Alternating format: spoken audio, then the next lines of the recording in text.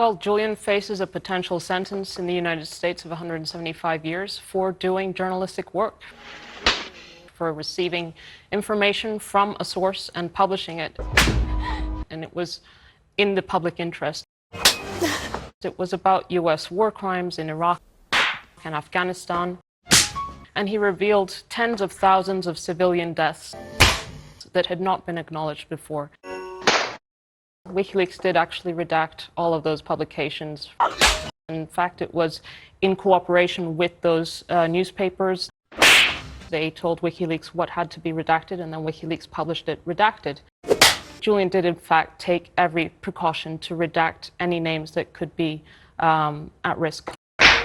Ambassador Bolton is kind of the ideological nemesis of Julian. He has, during his time for the Bush administration and later the Trump administration, sought to undermine the international legal system, ensure that the US is not under the International Criminal Court's jurisdiction. And if it was, Mr. Bolton might, in fact, be prosecuted under the ICC.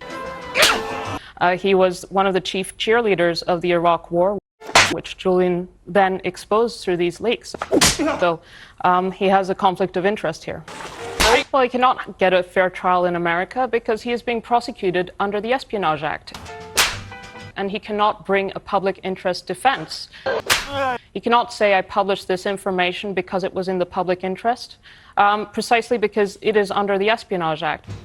And it is the first time that a publisher has ever been prosecuted under this act. Something that constitutional lawyers in the United States have been warning could happen for the past 50 years.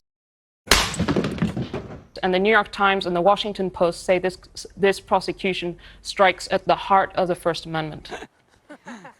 Now get back to the stands before I shave off half your mustache and shove it up your left nostril.